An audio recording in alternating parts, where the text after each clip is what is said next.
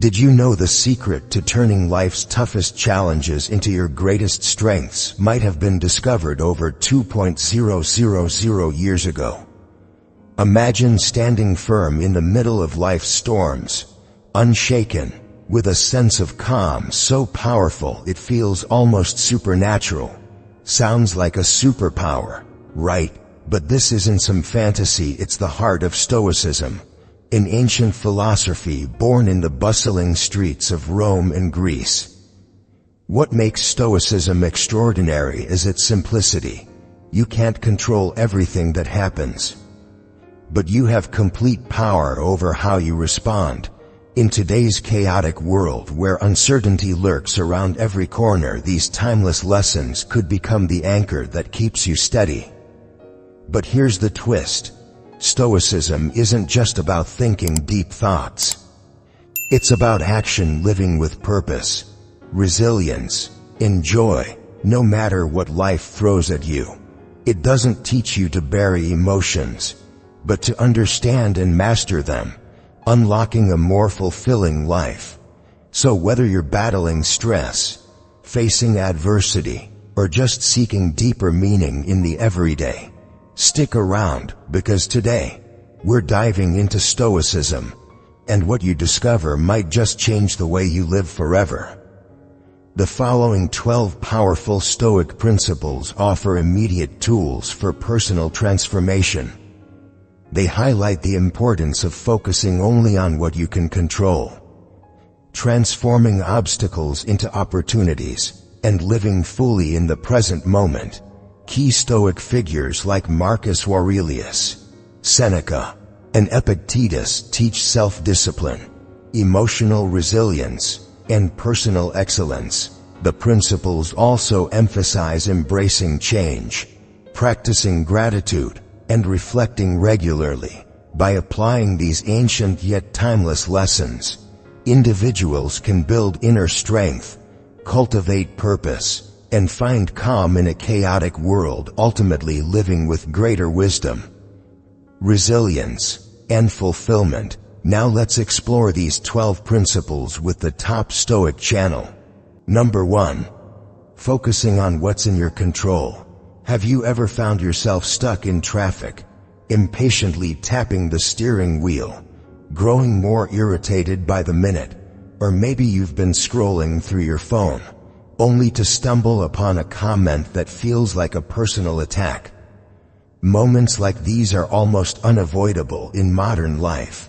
They sneak up on us daily, tiny yet relentless challenges to our mood, our sense of calm, and ultimately, our happiness. But what if I told you that an ancient philosophy, born over 2,000 years ago, holds the key to mastering these moments? That's where Stoicism comes in, a timeless guide to reclaiming control over your inner world. Even when the outer world feels chaotic, to understand why Stoicism still resonates so deeply today, we need to step back in time, to the bustling marketplaces and lecture halls of ancient Greece and Rome. It was there that thinkers like Epictetus, Seneca, and Marcus Aurelius developed a radical way of thinking, the belief that happiness and peace have nothing to do with what happens to us, and everything to do with how we respond. Epictetus, a former slave turned philosopher, put it simply, it's not what happens to you, but how you react to it that matters. It was a revolutionary mindset for the time, and it still feels revolutionary today. The Stoics taught that life is unpredictable, filled with events far beyond our control. Bad weather, unexpected delays, harsh criticism, these external events are inevitable.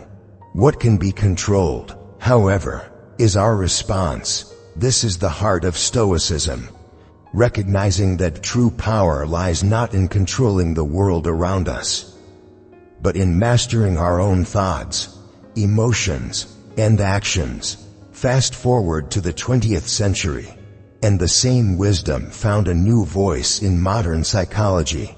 Carl Jung, one of the most influential psychologists of all time, echoed Stoic philosophy when he famously said, "I am not what happened to me. I am what I choose to become." The connection between ancient philosophy and modern psychology couldn't be clearer.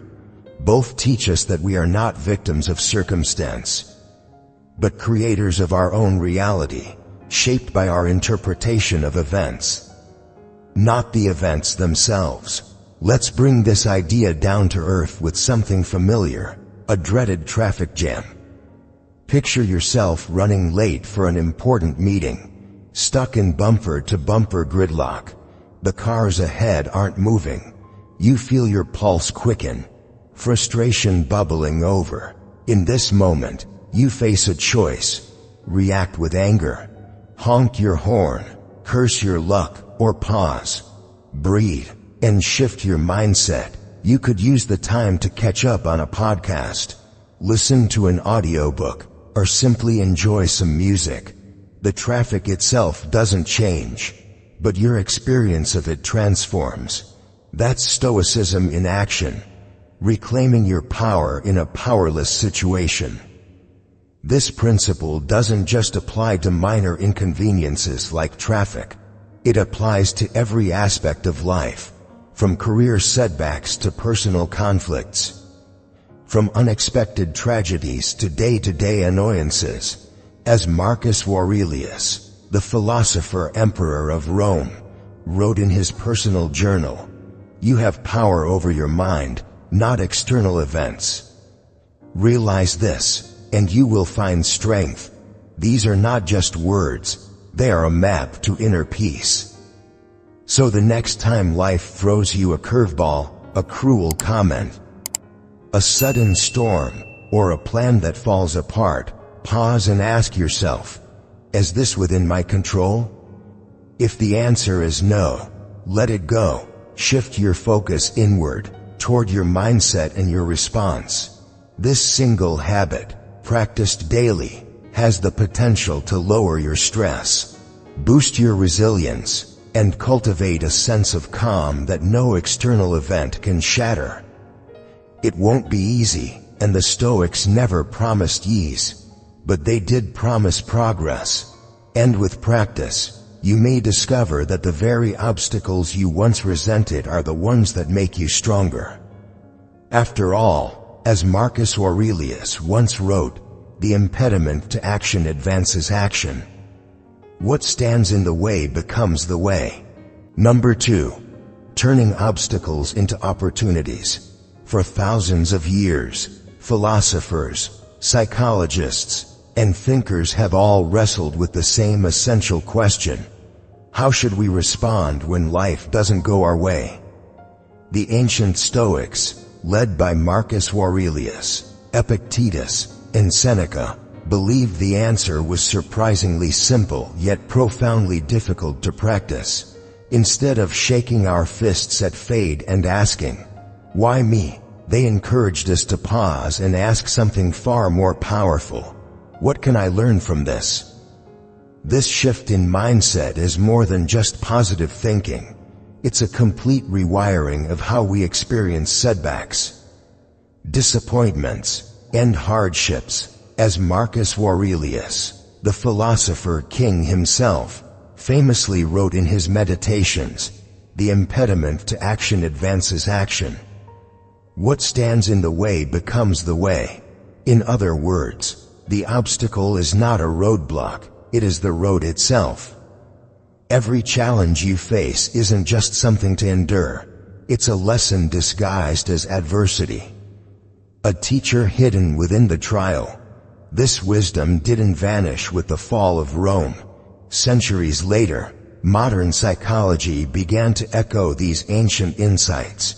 Carl Jung, one of the founding fathers of psychology, observed that what you resist persists. The more energy we spend fighting against reality, the more power we give to our problems. But when we shift from resistance to acceptance, we take back control.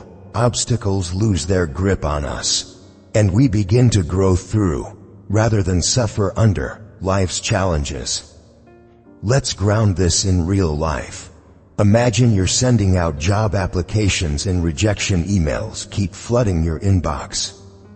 It's tempting to spiral into self-doubt, to believe you're not good enough, or that success will never come. But what if, instead, you treated each rejection as valuable data? What if you asked, what is this teaching me? Maybe your resume needs refining. Maybe there's a skill you could sharpen. Or perhaps you're meant to pivot toward a completely different path. In this way, rejection becomes a compass, quietly pointing you toward growth. The same applies to personal conflicts, arguments with friends, misunderstandings with colleagues, or tension with family members. They're all uncomfortable, sometimes painful, but they are also opportunities. If you choose to see them that way, every disagreement becomes a chance to practice patience, empathy, and clear communication, skills that not only mend relationships but strengthen your character. The core idea is this: obstacles are not interruptions to your life. They are part of it. They are not proof that something is wrong. They are proof that you are living, learning, evolving. Epictetus distilled this truth into a single, unforgettable line. It's not what happens to you, but how you react to it that matters. This doesn't mean life's challenges suddenly become easy. They won't. But when you approach difficulties with the mindset of a student, rather than a victim, you shift from powerless to powerful. Every hardship becomes a classroom, every mistake a teacher. So the next time life throws you a curveball, pause, take a breath, ask yourself, what is this here to teach me?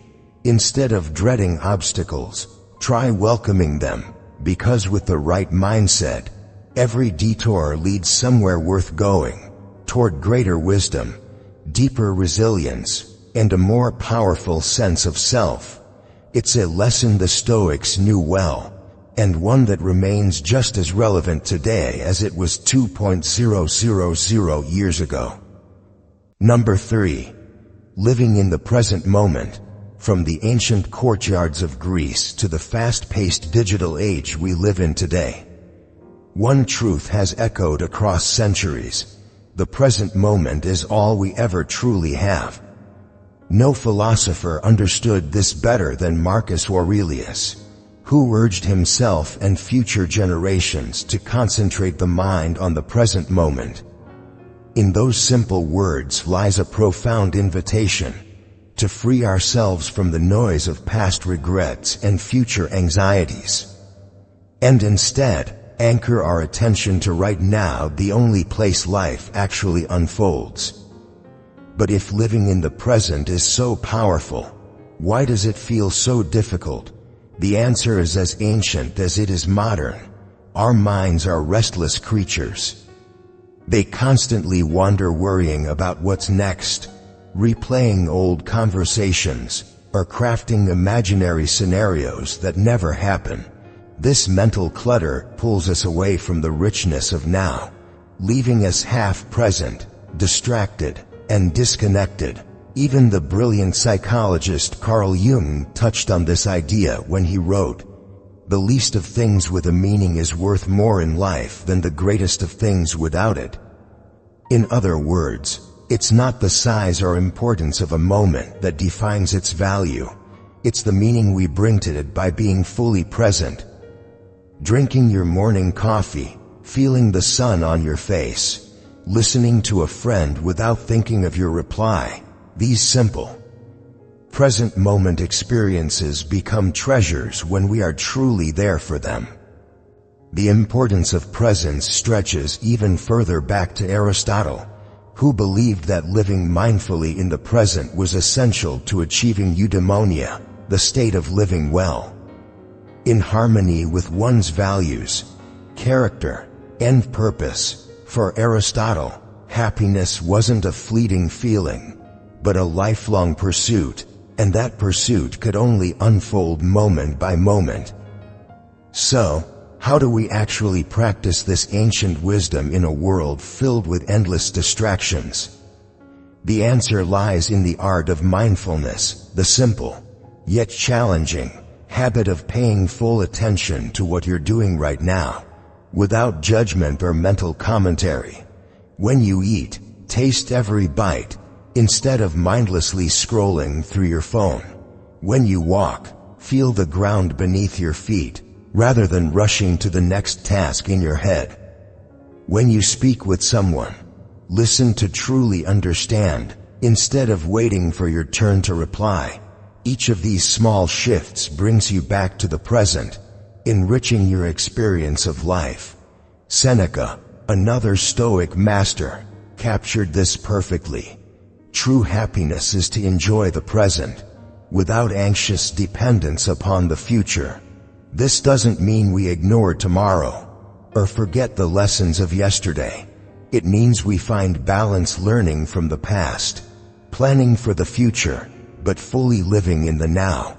The beauty of this practice is that every moment offers a fresh start, a chance to pause, take a breath, and refocus on the life unfolding right in front of us. After all, it's in the present that we love, laugh, learn, and create memories. This moment, the one you're living right now, is life itself. So let's make a choice. Let's show up for our own lives. Let's train ourselves to treasure the now, not because it's easy, but because it's the only time we truly have. In a world obsessed with what's next, choosing presence is an act of quiet rebellion and, ultimately, a path to deeper happiness and wisdom. Number 4. Building self-discipline. In the face of endless temptations, distractions, and emotional triggers, self-discipline stands as one of the most powerful tools we have to navigate life with purpose. The Stoic philosopher Seneca knew this well. He urged us not to become slaves to our desires, but instead to master them, because true freedom isn't about doing whatever we want whenever we want. Real freedom comes from within, from the ability to govern ourselves. But why does self-discipline matter so much? To answer that, we turn to Aristotle, one of ancient Greece's greatest thinkers. Aristotle believed that excellence, the highest expression of human potential, isn't something we're born with. It's something we build through habit. Every disciplined action we take, no matter how small, shapes the kind of person we become. In other words, who we are is the result of what we repeatedly do. This idea aligns beautifully with modern psychology as well. Carl Jung, a founding figure in the field, emphasized the importance of integration, bringing together all parts of ourselves, from our wild impulses to our higher ideals, into a unified whole. This process of integration requires self-discipline because it asks us to choose consciously, to resist acting on every fleeting desire and instead choose the path that nurtures our long-term growth and well-being. So, how do we develop self-discipline in a world that constantly encourages instant gratification? The key is to start small. Pick just one area of your life, maybe your eating habits, your exercise routine, or your screen time, and commit to small, daily improvements. Set clear goals that are challenging but realistic. Every time you choose discipline over distraction, you strengthen your internal discipline muscle. Epictetus, another Stoic master, put it simply: no great thing is created suddenly. Self-discipline isn't built overnight. It's forged through consistent, intentional action. Every day offers a new chance to make choices that align with the person you want to become. And with each small victory, your confidence grows, and so does your sense of self-mastery. But self-discipline is only part of the story. Life doesn't just test our willpower, it also tests our emotions. When setbacks hit, We often feel anger, sadness, frustration, or fear. These emotions are natural. They're part of what makes us human. But what truly defines us is how we respond to those emotions. This is where emotional resilience comes in, a quality as vital as self-discipline. Emotional resilience is the inner strength that allows us to face life's storms without being swept away. It's the ability to feel our emotions, understand them, and then choose a response that reflects our values, instead of reacting impulsively. Once again, Marcus Aurelius offers timeless wisdom. You have power over your mind, not outside events. Realize this, and you will find strength. This is the heart of emotional resilience, recognizing that while we can't control everything life throws at us, we can always control how we respond. Together, self-discipline and emotional resilience form the foundation of inner strength. They empower us to lead ourselves through both calm and storm, making choices guided by purpose instead of impulse. This is not just the path to success, it's the path to a life of meaning, fulfillment, and true freedom. Number 5. Developing emotional resilience. Our emotions are powerful, but they don't have to be the ones in control. Life will always throw challenges our way, testing our patience, our strength, and our character. Seneca, one of the great Stoic philosophers, understood this well. To him, adversity wasn't just something to endure, it was an opportunity to refine who we are. Every hardship was a test designed to reveal the depth of our inner resilience. When we face difficult emotions with awareness and compassion, we emerge from them not weaker, but wiser and more capable. So, how do we develop this ability to stay steady in the storm? It begins with self-awareness. Emotional resilience isn't about suppressing feelings. It's about understanding them. When we recognize and name what we're feeling, we create a gap between emotion and reaction, a space where we can choose how to respond. Aristotle called this the golden mean, the balance between emotional excess and emotional deficiency. For example, courage is found between recklessness and cowardice. The same applies to emotional resilience. It's about finding that middle ground, where we acknowledge our emotions without being overwhelmed by them. This balanced approach allows us to honor our feelings without letting them dictate our behavior. Carl Jung, a pioneer of modern psychology, built on this ancient wisdom. He believed that wholeness, the path to becoming our fullest selves, requires us to face every part of who we are, including the messy, uncomfortable emotions we often try to avoid. True resilience doesn't come from ignoring pain, but from leaning into it, learning from it, and integrating it into our personal growth. So, when strong emotions hit, anger, sadness, anxiety, what should you do? First, give yourself permission to feel.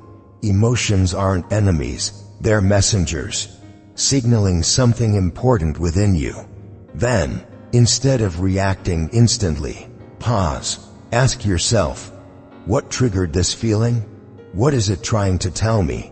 This simple reflection can uncover valuable insights into your inner world, your fears, your hopes, your unmet needs. Epictetus, another great Stoic thinker, offered a timeless reminder. It's not what happens to you, but how you respond that matters. Your emotional triggers may be outside your control, but your response?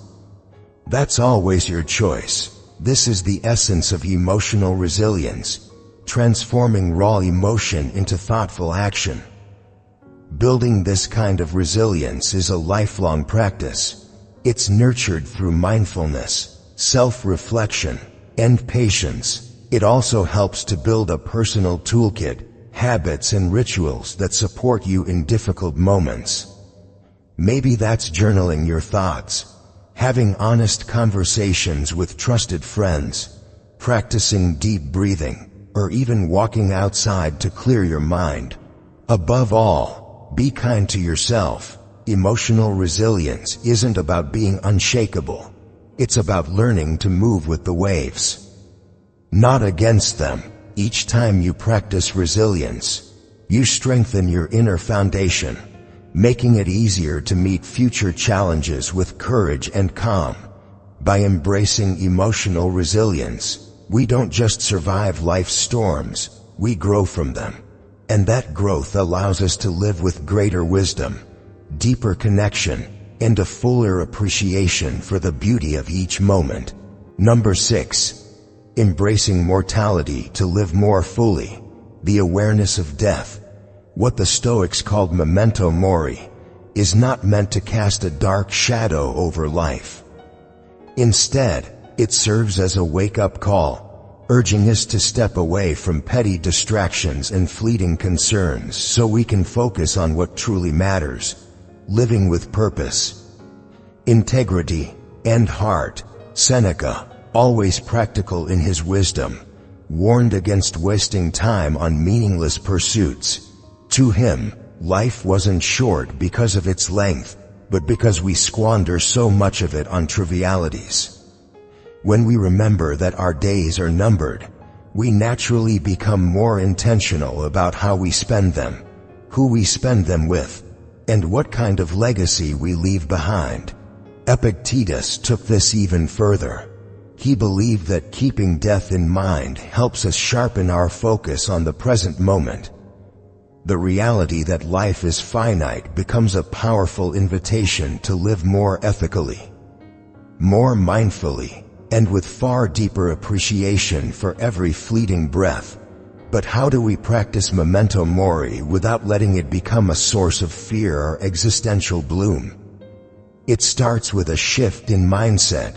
Death isn't the enemy, it's a natural, inevitable part of the human experience, one that can inspire, not paralyze us. When we embrace mortality, we stop postponing our dreams, stop waiting for some imaginary, perfect time, and start living fully now. Think about all the moments you've put off, calling an old friend, starting that passion project, or simply pausing to savor a sunset.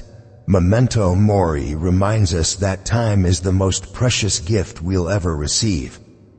And none of us know how much remains in our hands. When we see life through this lens, every experience, no matter how ordinary, becomes infused with meaning. This ancient concept also teaches us to honor impermanence. Nothing lasts forever, not success, not heartbreak, not even our own existence. And it's precisely because everything is temporary that gratitude becomes essential. When we remember how fragile and fleeting life is, we naturally begin to cherish the moments we have, the laughter with friends, the quiet morning coffee, the warmth of sunlight on our skin. With this awareness, gratitude stops being a fleeting feeling and becomes a way of life. We stop chasing more, and instead, treasure what's already here. As Marcus Aurelius beautifully wrote, "When you arise in the morning, think of what a privilege it is to be alive, to breathe, to think, to enjoy, to love." This is gratitude at its core, not about possessions, but about recognizing the profound gift of simply existing. Memento mori doesn't ask us to fear death, it asks us to fall in love with life, to live so fully and so authentically that when the end comes, we have no regrets. We'll know we spoke our truths, followed our hearts, and truly showed up for the life we were given. In embracing mortality, we unlock a profound secret. The only way to honor life is to truly live it, here, now, fully awake. Number 7. Practicing gratitude. Seneca understood human nature all too well. He observed how we're constantly tempted to chase the next big thing, the promotion, the recognition, the shiny object just out of reach, believing that happiness lies somewhere in the distance. But this endless pursuit, Seneca warned, leaves us perpetually dissatisfied. Real contentment, he argued, isn't found in accumulating more, but in recognizing that the richest treasures are already within our grasp, our ability to think, to love, to appreciate the life unfolding right in front of us. Epictetus, known for his down-to-earth approach to Stoic living, took this lesson further. Gratitude, he believed, wasn't something we practice only when life is comfortable. It's a skill we cultivate especially when circumstances are tough. By learning to find value even in hardship, we unlock a deeper sense of fulfillment, one that isn't dependent on external events, but grounded in our inner perspective. But how do we practice gratitude when life feels overwhelming? It starts with the smallest of shifts, a daily habit of noticing. Each morning, before the day sweeps us away, or each evening, before sleep pulls us under, we pause and reflect. What are 3 things I'm grateful for today? They don't have to be grand. It could be the comfort of hot coffee in your hands, a shared laugh with a friend, or the sky blushing pink at sunset. By making appreciation a habit, we retrain our minds to search for what's good, rather than dwelling on what's missing. Gratitude isn't about ignoring challenges. In fact, it asks us to lean into them, to shift from asking, "Why is this happening to me?" to asking, "What might this teach me?" Every difficulty carries a hidden gift, resilience, clarity, or a deeper understanding of ourselves. When we learn to value even our struggles, we begin to see life itself as a teacher, one that offers lessons through both beauty and pain. Gratitude also deepens our connections. When we take the time to thank the people around us, we transform simple moments into something meaningful. A genuine, "I appreciate you," has the power to brighten someone's day and strengthen the invisible threads that bind us together. Relationships flourish when nurtured with appreciation, and gratitude becomes a gift we both give and receive.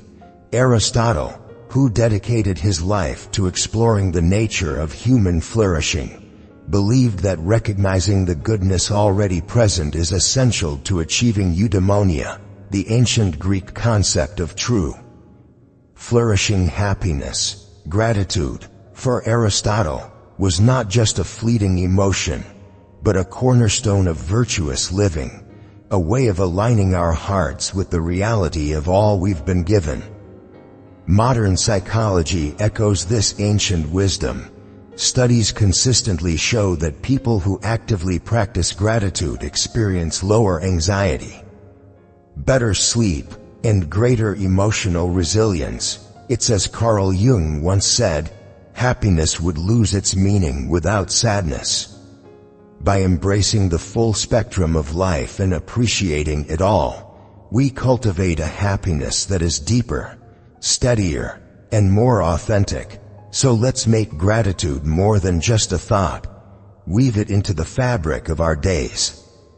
Let's celebrate the small victories, cherish the quiet moments, and see the extraordinary in the ordinary.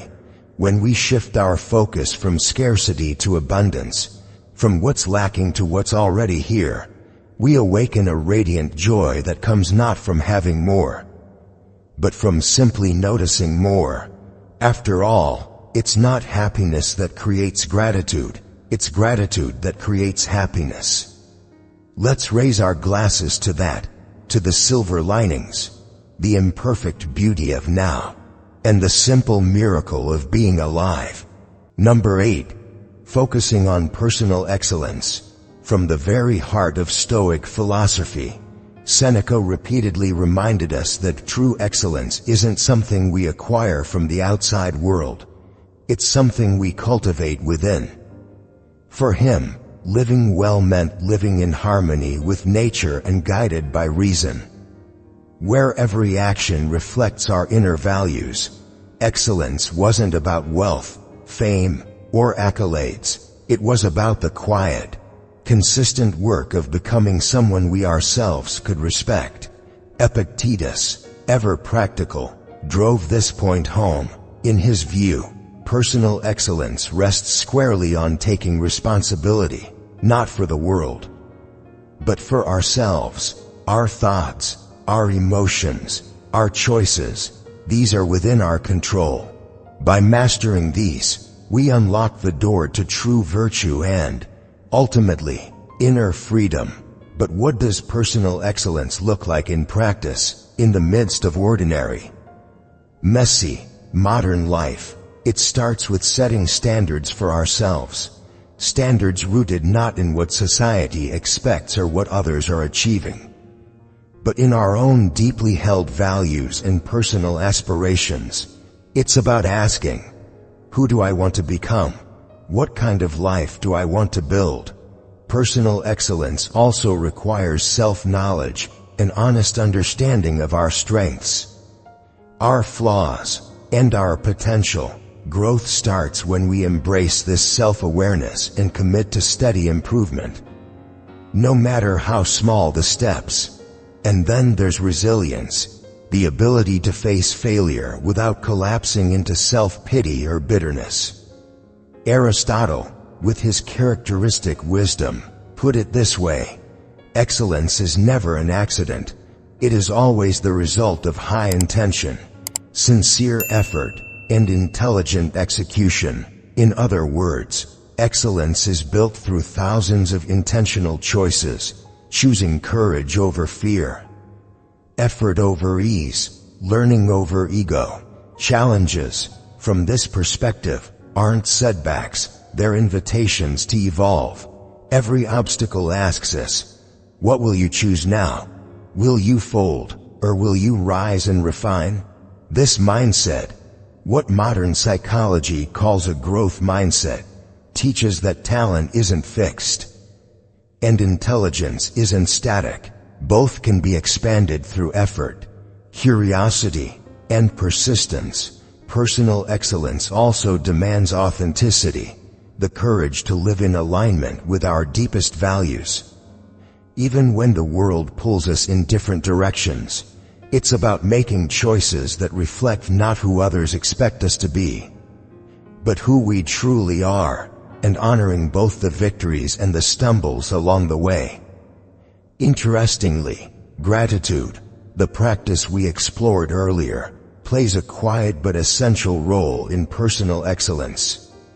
By appreciating where we are and how far we've come, we fuel our motivation to keep growing. Gratitude softens self-criticism and turns the pursuit of excellence into something joyful, rather than exhausting.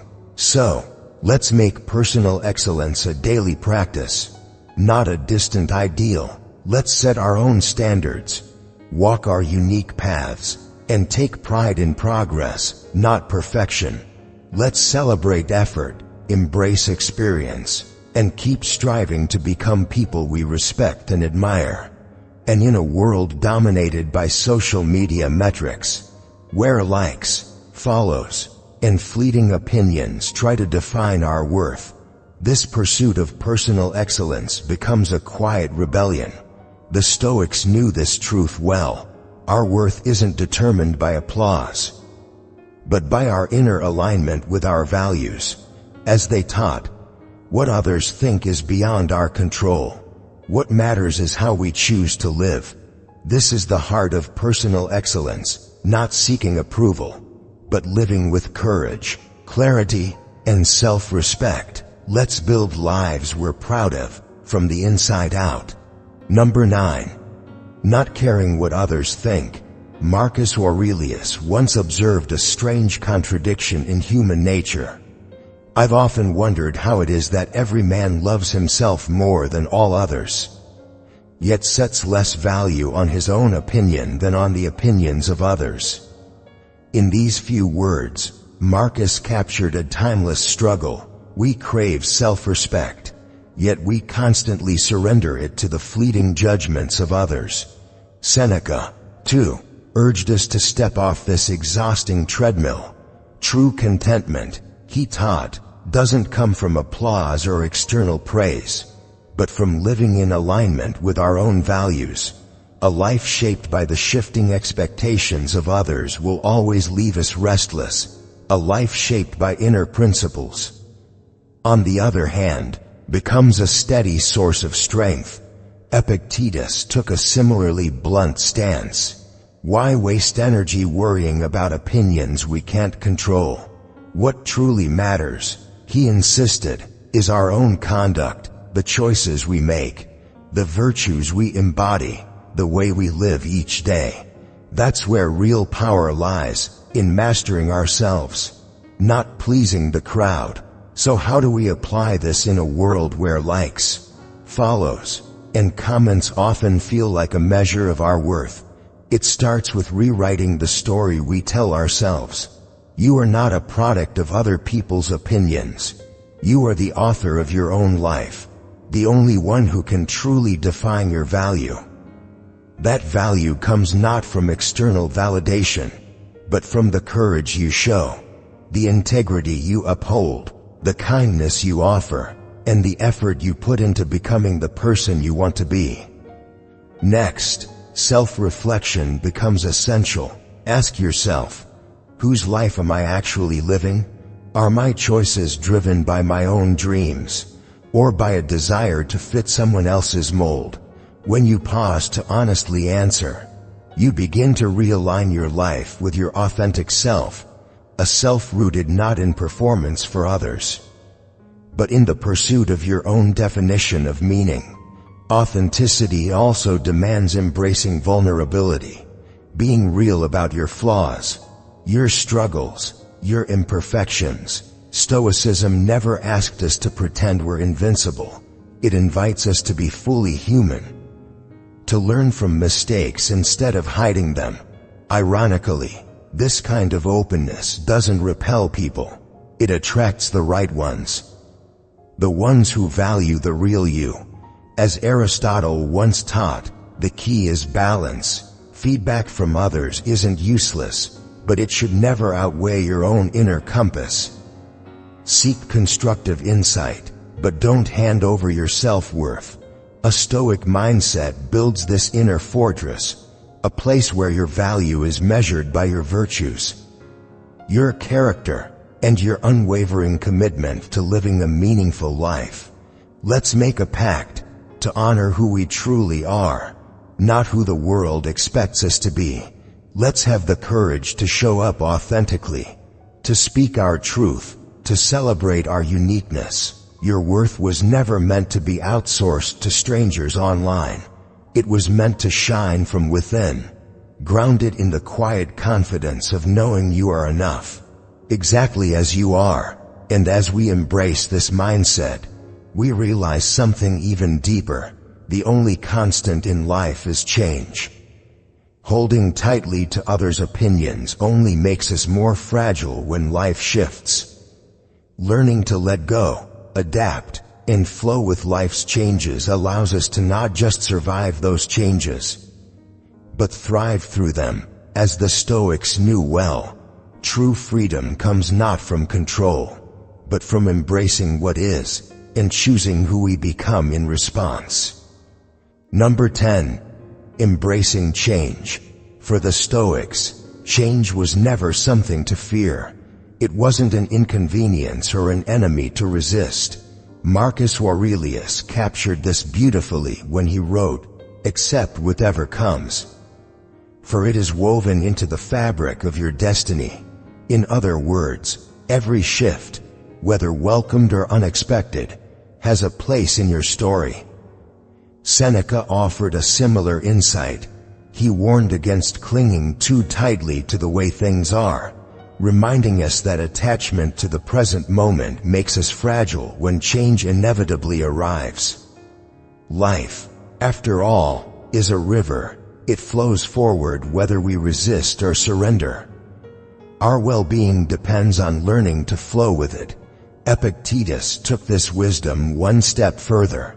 He believed the key to navigating change lay in understanding the line between what we control and what we don't. External events, circumstances, and even other people, these are beyond our grasp. But our attitudes, responses, and choices, those belong entirely to us. Mastering our reactions transforms change from a threat into an opportunity. But how do we put this mindset into practice, especially when change feels overwhelming or unwelcome?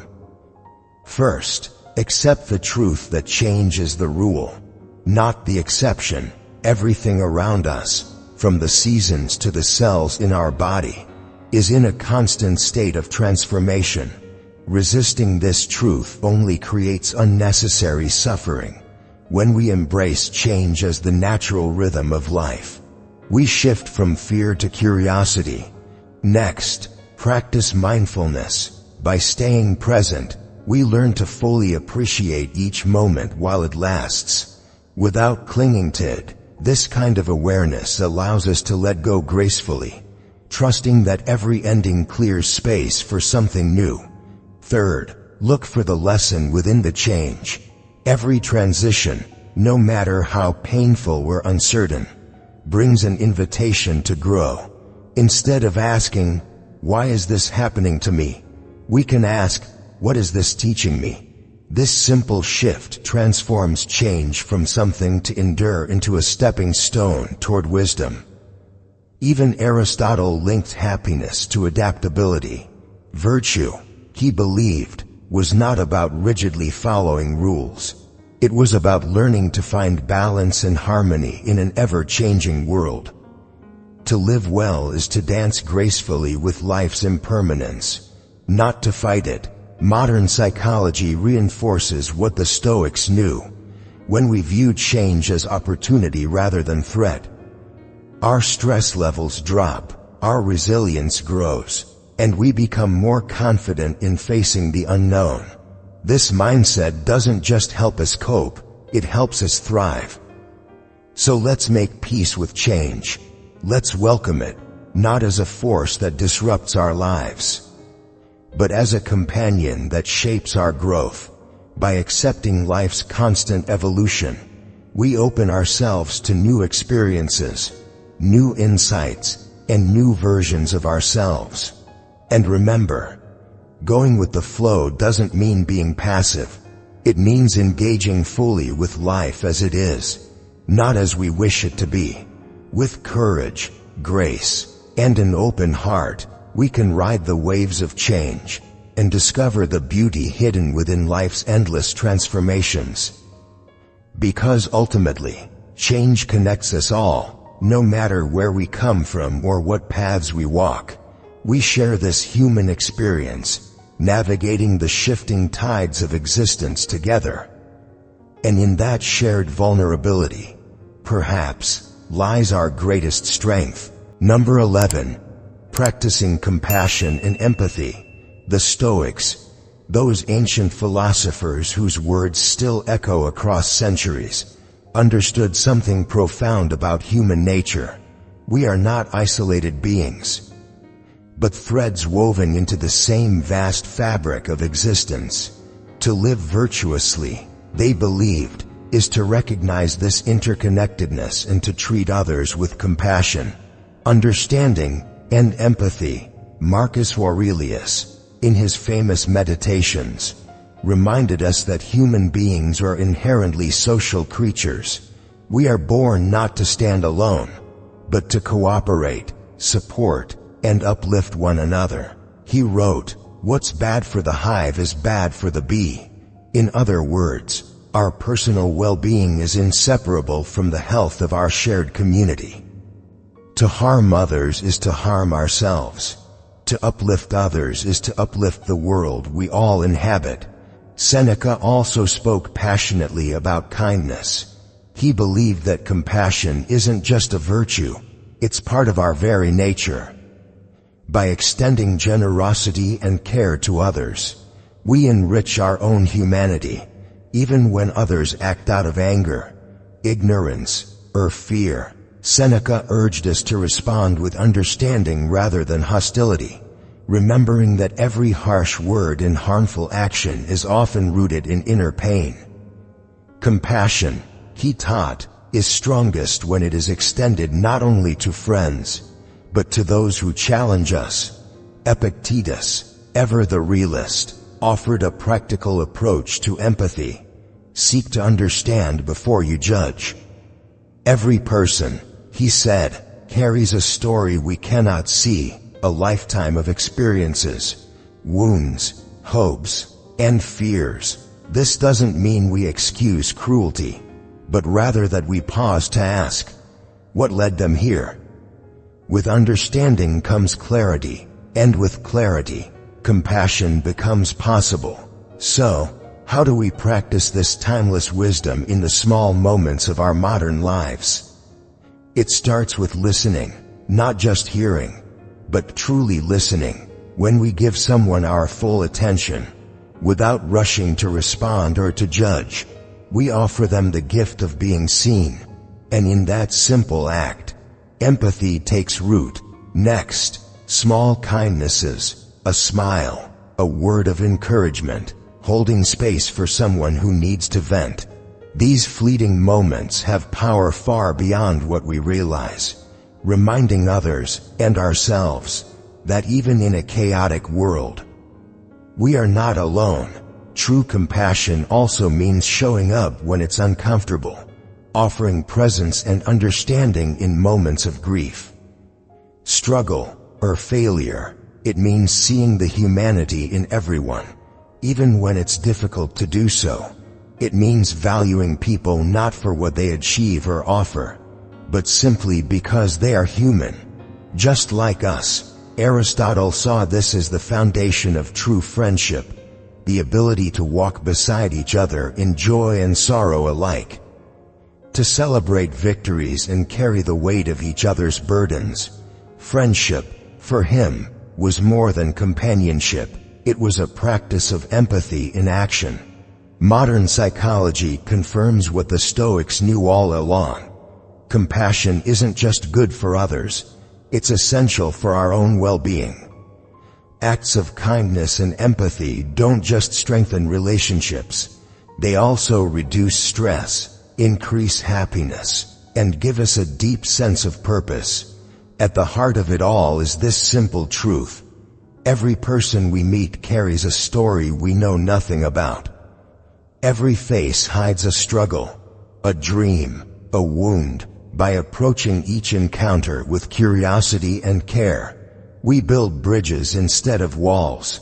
So let's make a conscious choice to spread compassion like confetti, scattering small acts of kindness wherever we go.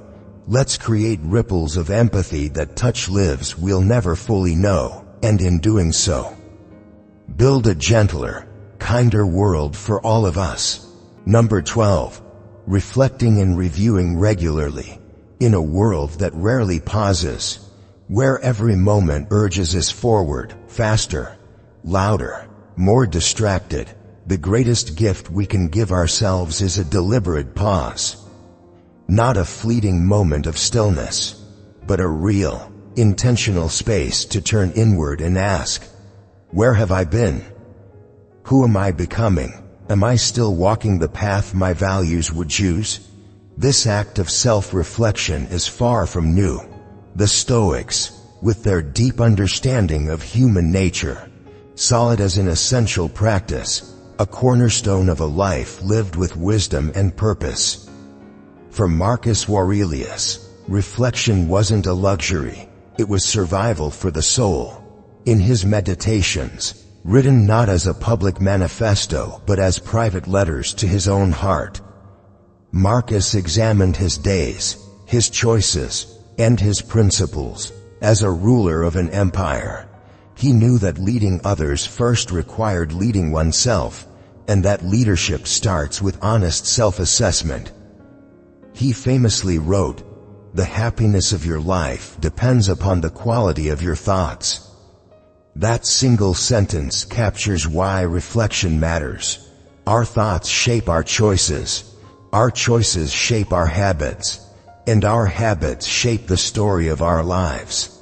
Without pausing to examine those thoughts, we risk living a life on autopilot, a life that belongs more to the noise around us than to the truth within us. Seneca, ever the storyteller, compared life to a theatrical performance. We each play a role, but are we truly embodying the character we wish to become? Or have we drifted into a script written by others, society?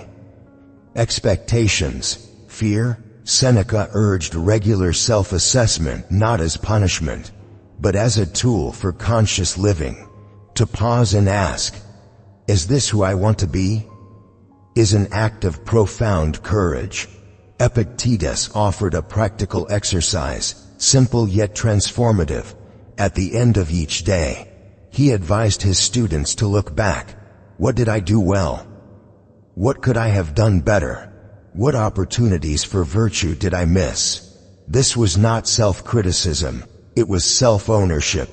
When we review our days with honesty and compassion, we gain the power to adjust, to grow, to steer ourselves back toward the life we most want to live. So how can we integrate this ancient wisdom into our modern, fast-paced lives? Start small. Set aside 5 minutes before bed to quietly reflect on the day. What moments made you proud? Where did frustration or fear guide your choices? Write it down if you can. There's power in putting your truth on paper. Next, use reflection to cultivate gratitude. As you review your day, note the simple things: a smile from a stranger, the warmth of sunlight, a moment of unexpected kindness. Gratitude anchors us in the beauty of now, reminding us that even imperfect days hold treasures worth keeping. Most importantly, reflect with compassion. Growth doesn't come from harsh self-judgment. It comes from offering ourselves the same understanding we'd offer a friend, recognizing our missteps not as failures, but as lessons. We are always, works in progress. Even Aristotle, who championed the doorway to wisdom. Modern psychology echoes this ancient truth. Studies show that regular reflection enhances mental clarity, emotional resilience, and a sense of purpose. When we pause to process our experiences, we unlock the meaning hidden within them, transforming even our struggles into sources of strength. Ultimately, reflection is how we become the authors of our own story. It's how we ensure we're not just reacting to life, but actively shaping it into something beautiful and true. Every time we look back with intention, we gain the insight to move forward with purpose. So let's commit, not to perfection, but to presence, to reflecting not as a chore, but as a sacred act of self-discovery. Live fully, aligned with our values, awake to our potential, and anchored in our truth. Each reflection, each adjustment, each act of courage becomes a brushstroke in the masterpiece of our lives. Let's paint with intention, let's live with heart, and as this conversation ends, let the reflection begin.